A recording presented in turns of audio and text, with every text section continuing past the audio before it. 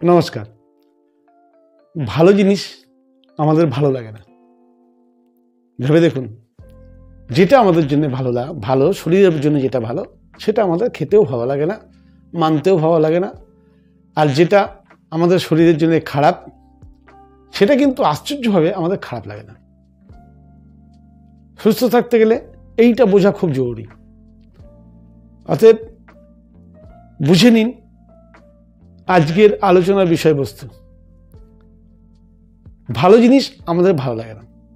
কথাটা মনে হতে পারে এটা প্রবাদ, হ্যাঁ এটা বাস্তব সত্যি একটা প্রবাদ। একটু বোঝার চেষ্টা করি। যেমন দেখুন, আমাদের সবাই জানি যে ফাইবার খাওয়া ভালো, ফল সবজি খাওয়া স্বাস্থ্যের পক্ষে ভালো। কিন্তু ভেবে দেখুন, বেশিরভাগ মানুষই ফল সবজি খেতে ভালো লাগে না।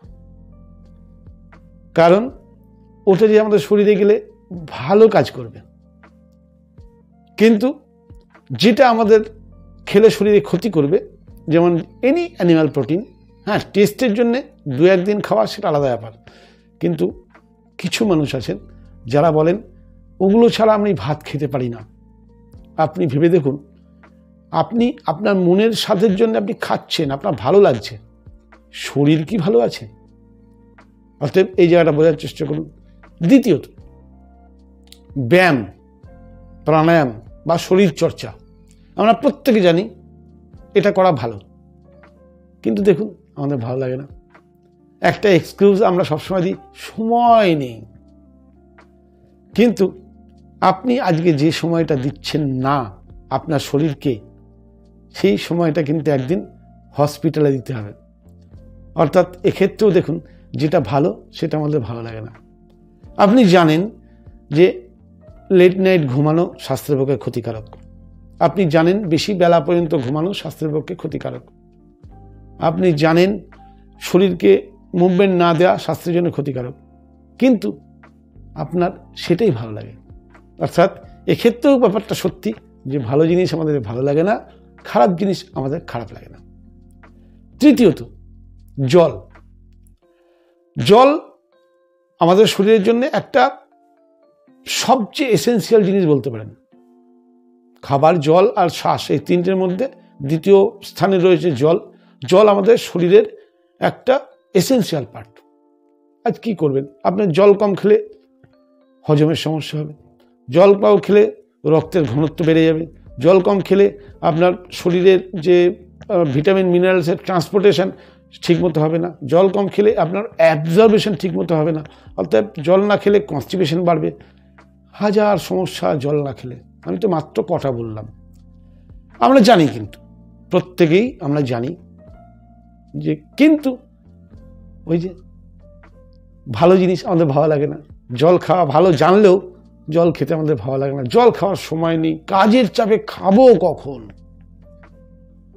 কিন্তু আমরা জানি চা খাওয়া খারাপ, কফি খাওয়া খারাপ, অ্যালকোহল নেওয়া খারাপ। সেগুলো কিন্তু আমরা খারাপ জানার পরেও আমাদের খারাপ লাগে না, খেতে ভালোই লাগে। তাহলে এক্ষেত্রেও বুঝলেন যে খারাপ জিনিস আমাদের খারাপ লাগে না। যে কোনো মিষ্টি, চিনি দিয়ে তৈরি এমন কোনো খাদ্য পদার্থ যেগুলো আমাদের স্বাস্থ্যের জন্য হানিকর, আমরা জানি, আপনি তো ভালো করেই জানেন, তবু কিন্তু দেখুন আপনার খারাপ লাগে না, সেটাই আপনার ভালো লাগে। তাহলে যে কোনো ভাজা, এটাও আপনি জানেন যে আপনার জন্য ক্ষতিকর, কিন্তু আশ্চর্য হবে আপনি ভাজা খেতে ভালোবাসেন। বা না ভেজে বাড়িতে কোনো তরকারি রান্নাও হয়তো করতে অসন্তোষ প্রকাশ করেন, যে না ভেজে রান্না, কাঁচা তরকারি রান্না, খাওয়া যায় নাকি? তো এই যে ব্যাপারগুলো, এই ব্যাপারগুলো অ্যাকচুয়ালি হওয়ার পিছনে একটা ব্যাপার আছে। ব্যাপার হচ্ছে আমাদের মস্তিষ্ক এই এমন জিনিসের প্রতি নিজেদেরকে আকৃষ্ট করে যেটাতে আপনি ঝট করে সন্তুষ্টি পান। দেখুন, সন্তুষ্টি দুভাবে, মানে মনের শান্তি, যেটা মনের শান্তি, সন্তুষ্টি দুভাবে পাওয়া যায়। এক ইনস্ট্যান্ট, আর এক পরে। তাই যে ভালো জিনিস আমাদের ভালো লাগে না, মানে যেগুলো আমাদের স্বাস্থ্যের জন্য ভালো সেগুলো আপনাকে ইনস্ট্যান্ট আপনাকে সন্তুষ্টি বা তৃপ্তি দিতে পারে না।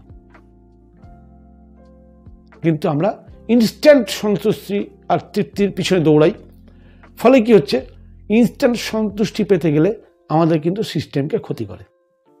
অতএব আপনি ইনস্ট্যান্ট সন্তুষ্টির কিছু অংশ গ্রহণ করুন, কিন্তু যেটা আপনি জানেন আপনার জন্য ভালো কিছুটা তো করুন। এটাই তো মূল কথা। অতএব শুধু এই কথাটা মাথায় রাখুন যে আমরা শুধু খেলে সুস্থ থাকবো না, শুধু ঘুমালে সুস্থ থাকবো না, শুধু ব্যায়াম করলে সুস্থ থাকবো না, শুধু ক্লিনজিং মানে পরিষ্কার করলেও সুস্থ থাকবো না। সুস্থ থাকতে গেলে মনের ভূমিকা বিশাল। অতএব আপনাকে জ্ঞান অর্জন করতেই হবে। আপনার যদি নিজের জ্ঞান না থাকে, আপনি আমার কথায় বা কারোর কথায় কখনোই আপনি নিজেকে বদলাতে পারবেন না, যতক্ষণ না আপনি নিজে বুঝবেন। আমি তাই প্রত্যেক দিন বিভিন্ন ভিডিওতে বিভিন্ন টেকনিকে বিভিন্ন উদাহরণের সঙ্গে আপনাদের বোঝানোর চেষ্টা করছি যে বর্তমান সমাজে আধুনিক যুগে আমরা নিজেদেরকে প্রচুর আধুনিক করেছি। ঠিক আছে, আধুনিক হন না, আধুনিকতার সব সুফল আপনি গ্রহণ করুন, কিন্তু আধুনিকতার যে কুফলগুলো সেগুলো তো আগে চিনে নিন, মানবেন পরে। আগে তো জানুন। আপনার শরীরটি অসুস্থ হলে তখন কি আর কিছু ভালো লাগবে? আপনি তো দেখছেন, হয়তো আপনি বলবেন, কারণ আমি ফলো করছি যে আমার চ্যানেলে 35-এর নিচে বয়সের কেউ আমার চ্যানেলটাকে ফলো করছে না। আমার চ্যানেলটাকে বেশিরভাগই ফলো করছেন 50-এর ওপরে যারা, কারণ তাদের দেয়ালে পিঠ ঠেকে গেছে, তাই তারা আমার বক্তব্যটা বুঝতে পারছেন। আর যারা অল্প বয়স তারা মনে করছে হ্যাঁ এসব ফালতু কথা। কিন্তু আমি অনুরোধ করব যে আমাদের পঞ্চ ইন্দ্রিয়কে খুলে দিন। চক্ষু, কর্ণ, নাসিকা, জিহ্বা, ত্বক আপনাকে প্রকৃতি শেখাচ্ছে, শেখার চেষ্টা করুন। কখনোই যদি আমরা মনে করি, শাস্ত্রে বলা আছে যেদিন আমার শেখার ইচ্ছা শেষ, অ্যাকচুয়ালি আমার সেদিনই মৃত্যু হলো। জীবনের শেষ দিন পর্যন্ত শেখার ইচ্ছা কখনো ত্যাগ করতে নেই। এটা আমার ধারণা, শাস্ত্রেও এই কথাই বলা আছে। অতএব কখনোই আমি নিজেকে মনে করি না যে আমি সব জেনে গেছি। এখনো আজও আমি প্রতিনিয়ত প্রতিদিন অন্ততপক্ষে 1 ঘন্টা পড়াশোনার পিছনে কাটাই, প্রচুর বই পড়ি। যেখানে যেসব প্রশ্নের উত্তর বই থেকে পাই না, সেসব প্রশ্নের উত্তর অনলাইনে আমি খোঁজার চেষ্টা করি। আজ এই শিক্ষাই আমার সুস্বাস্থ্য এনে দিয়েছে, সমৃদ্ধি এনেছে, আমার বয়সকে কমিয়ে দিয়েছে, আমার সবসময় মনে আনন্দ দিয়েছে, আমার স্কিনের ঔজ্জ্বল্য বেড়েছে।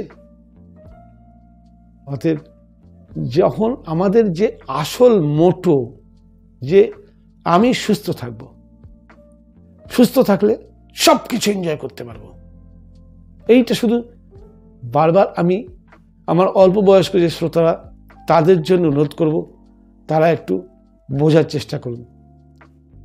কারণ শিক্ষাই শেষ কথা। পৃথিবীতে কোনো কাজ করতে গেলে আপনাকে তার জন্য আগে জানতে হবে। আপনি বলছেন আমি না জেনেই অনেক কিছু করতে পারি, একটু ভেবে বলছেন তো? আপনি যে খাবার খান সেটাও আপনাকে কেউ শিখিয়েছিল, আপনি যে হাঁটেন এটাও আপনার বাবা মা আপনাকে শিখিয়েছিল, আপনি যেভাবে কথা বলেন সেটাও আপনার বাবা মা বা শিক্ষক বা প্রতিবেশীরা আপনাকে শিখিয়েছিল, আপনি যে কর্ম করেন তার জন্য আপনি জীবনের অনেকটা সময় শিক্ষার পিছনে ব্যয় করে তাই আজকে আপনি কর্মজীবনে প্রবেশ করেছেন। অতএব যাই করতে চান আপনাকে শিখতে হবে। অতএব এই কথাটা সবার জন্য প্রযোজ্য। যদি আপনি সুস্থ হতে চান আগে শিখুন অসুস্থ কেন হয়েছেন, আপনি মনে করছেন অসুস্থ হয়েছি, ডাক্তারের কাছে গেলে ঠিক হয়ে যাব, হচ্ছেন কি? চিকিৎসা করুন। আমি চিকিৎসা বিরোধী কথা বলছি না, কিন্তু আপনি কি ওষুধ খেয়ে সুস্থ হচ্ছেন? যে কারণে আপনার সিস্টেম কাজ করছে না, যে কারণে আপনার অর্গানগুলো ইনঅ্যাক্টিভ হয়ে যাচ্ছে, যে কারণে আপনাকে রেগুলার খাবারের চাইতে ওষুধ বেশি খেতে হচ্ছে, আপনি কি সেই কারণগুলো দূর কিভাবে করা যায় কোথাও শেখার চেষ্টা করেছেন, না কেউ আপনাকে শিখিয়েছে, না আপনার চিকিৎসক আপনাকে বলেছে? আমার চ্যানেলটা তো ক্রিয়েটই করেছি আমি সেই কারণগুলো আপনাদের সঙ্গে তুলে ধরবো বলে। অর্থাৎ সব কথার শেষে মূল কথায় ফিরে আসি, ভালো জিনিস আমাদের ভালো লাগে না, খারাপ জিনিস আমাদের খারাপ লাগে না। ব্যাপারটাকে বোঝার চেষ্টা করুন।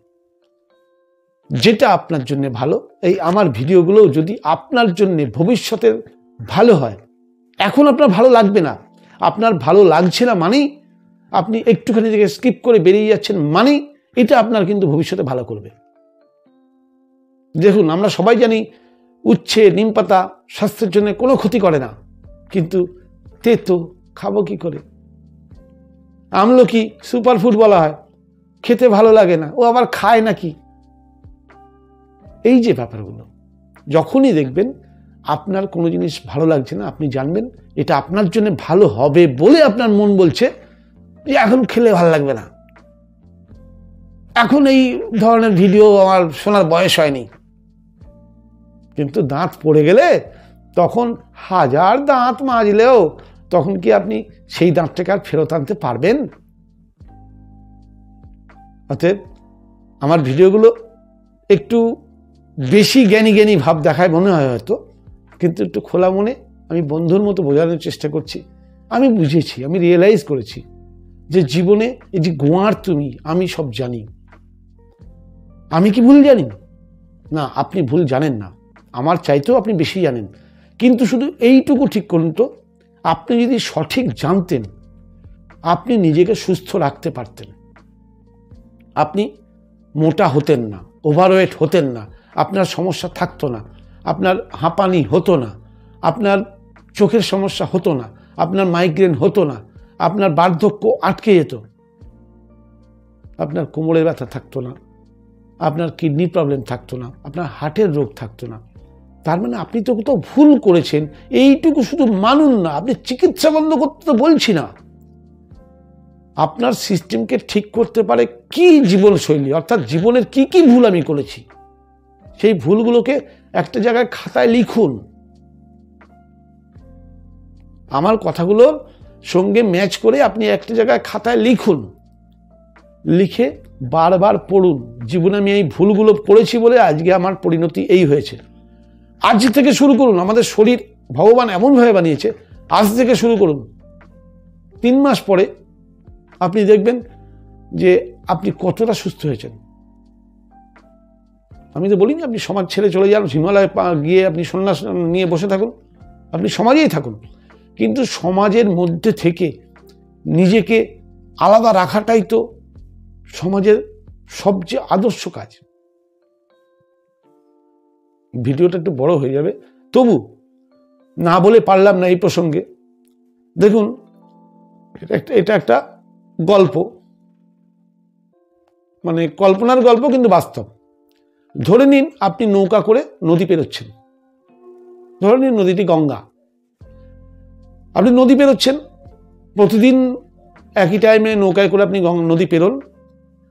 নৌকা থেকে পেরোতে পেরোতে দেখছেন রোজই একদল পানা ভেসে যায়, স্রোতের পরিপ্রেক্ষিতে স্রোত যেদিকে তাকে নিয়ে যাচ্ছে সে নিয়ে যায়, প্রতিদিন যায়। সেই পানাটি কিন্তু আপনার মনে কোনো ছাপ ফেলতে পারে না। কিন্তু হঠাৎ একদিন দেখলেন যে আপনি যাচ্ছেন, রোজ সব পানাগুলো বেয়ে চলে যায়, একটা পানা এক জায়গায় দাঁড়িয়ে আছে। আপনি কিন্তু আকৃষ্ট হবেন তার প্রতি, এবং হাজার আপনার মনে প্রশ্ন আসবে, পানাটা কেন দাঁড়িয়ে আছে। পরেও কিন্তু আপনি 4 বার ভাববেন পানাটা কেন দাঁড়িয়ে ছিল, কারণটা কি, কেন দাঁড়িয়ে থাকার তো কথা নয়। অর্থাৎ এই পানাটা কিন্তু আপনার মনে কিছুটা হলেও ছাপ ফেলেছে। আবার একদিন ধরে নিন আপনি যাচ্ছেন, নদী পেরোচ্ছেন, হঠাৎ দেখলেন একটা পানা উল্টো দিকে দৌড়াচ্ছে। আপনি তখন এত আবেগপ্রবণ হয়ে যাবেন, আপনি পাশের লোকটিকে নাড়িয়ে জিজ্ঞেস করবেন যে আরে দেখ দেখ দেখ কি ব্যাপারটা পানাটা হয়ে যাচ্ছে কেন? কমন জিনিস, পানা নদীতে, এটা থাকা স্বাভাবিক, সে উল্টো দিকে দৌড়াচ্ছে। তার জন্য আপনি এত আবেগপ্রবণ হবেন কেন? কারণ ব্যাপারটা অপ্রাকৃতিক এবং অসম্ভব ব্যাপার। কি করে সম্ভব? আপনার মনে প্রশ্ন জাগবে। সমাজেও কিন্তু এই 3 ধরনের মানুষ আছে। এক, সমাজে নদীর স্রোতে সবসময় ভেসে চলে যাচ্ছে, তাদের কেউ কোনোদিন মনে রাখে না, যেমন ওইরকম পানাগুলো আপনার মনে কোনো ছাপ ফেলতে পারেনি। দ্বিতীয় হচ্ছে, যে রুখে দাঁড়িয়েছে সে কিন্তু আপনার মনে ছাপ ফেলতে পেরেছে, বিশাল কিছু না পারলেও পেরেছে। আর 3 নম্বর হচ্ছে, যে স্রোতের উল্টো দিকে বিপরীতে দৌড়াচ্ছে। 3 ধরনের মানুষের মধ্যে 99% মানুষ ওই ভেসে চলে যাওয়া সবাই করে, তাই আমি করি। আমি বলছি না স্রোতের বিপরীতে দৌড়ানোর মতো মহাপুরুষ হয়ে জন্ম নিন, না, মহাপুরুষ আমাদের ক্ষমতা নেই, মহাপুরুষত্ব। কিন্তু আজকে কপি পেস্টের দুনিয়ায় আমি শিখে অন্তত রুখে তো দাঁড়াতে পারি প্রকৃতির বিরুদ্ধে, সমাজের নিয়মের বিরুদ্ধে, আধুনিকতার বিরুদ্ধে। লাভ আপনার হবে, আপনি আপনার শরীরের ওপর, মনের ওপর ছাপ ফেলতে পারবেন। ওই জন্য আমি অনুরোধ করব যে আমার চ্যানেলের ভিডিওগুলো দেখে অনুধাবন করার চেষ্টা করুন। ইউটিউবে বহু চ্যানেল পাবেন, বহু চ্যানেল আছে, কিন্তু আমি এইটুকু বলতে পারি যে আমি যে ধরনের বক্তব্যগুলো চ্যানেলে রাখি আপনাদের বোরিং লাগতেই পারে, বোরিং লাগাটাই স্বাভাবিক, কেন ভালো জিনিস মানুষের তো ভালো লাগে না। আজকে এই পর্যন্ত থাক, ভিডিওটা বারবার দেখুন আর একটু ভাবুন। যদি এরকম ভিডিও আরও চান অবশ্যই চ্যানেলের সঙ্গে থাকুন, সাবস্ক্রাইব বাটনটা টিপে দিন, লাইক করুন, শেয়ার করুন। নমস্কার।